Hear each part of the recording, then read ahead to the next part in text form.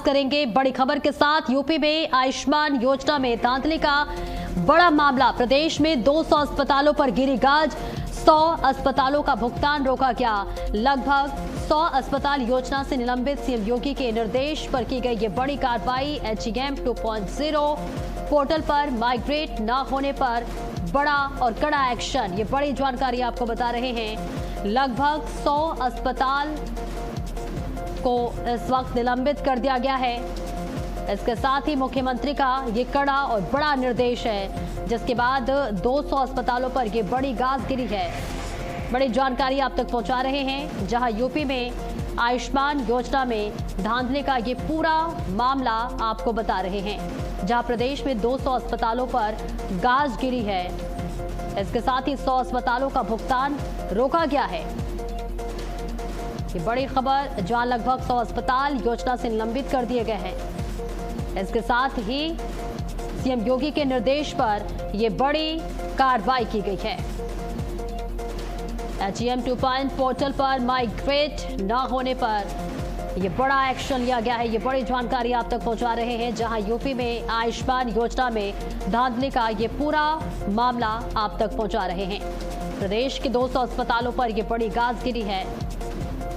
इसके साथ ही 100 अस्पतालों का भुगतान भी रोक दिया गया है और लगभग 100 अस्पतालों को निलंबित भी कर दिया गया है। क्या कुछ बचे हुए अस्पतालों पर कार्रवाई होगी, देखना होगा। लेकिन इस बीच ये बड़ी खबर, बड़ी जानकारी आप तक पहुंचा रहे हैं, जहां मुख्यमंत्री का ये बड़ा आदेश है। यूपी में आयुष्मान योजना में धांधली का ये बड़ा मामला सामने आया है। 200 अस्पतालों पर गाज गिरी है। 100 अस्पतालों का भुगतान रोक दिया गया है। साथ ही 100 अस्पतालों को निलंबित कर दिया गया है।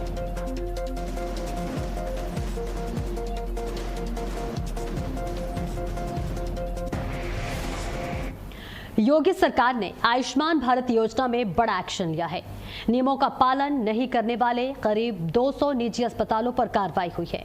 100 अस्पतालों का भुगतान रोक दिया गया है, जबकि करीब 100 अस्पतालों को योजना से सस्पेंड कर दिया गया है। सरकार का दावा है कि इन अस्पतालों को कई बार चेतावनी दी गई। ईमेल, फोन कॉल, मैसेज और वर्चुअल बैठकों के जरिए लगातार सहयोग भी दिया गया, लेकिन तय समय सीमा के भीतर जरूरी प्रक्रिया पूरी नहीं की गई। सरकार के मुताबिक अब तक 95% से ज्यादा अस्पताल HEM 2.0 पोर्टल पर माइग्रेट हो चुके हैं, लेकिन करीब 200 अस्पताल नियमों पर खरे नहीं उतरे। आयुष्मान योजना में शामिल होने के लिए 35 मानकों को पूरा करना अनिवार्य है। ऐसे में सवाल उठ रहा है कि क्या कुछ अस्पताल गरीब मरीजों के इलाज के नाम पर सिर्फ सरकारी पैसे का खेल खेल रहे थे। योगी सरकार इसे स्वास्थ्य व्यवस्था में सफाई अभियान बता रही है। सरकार का कहना है कि गरीबों के इलाज में लापरवाही और फर्जीवाड़ा किसी भी कीमत पर बर्दाश्त नहीं किया जाएगा।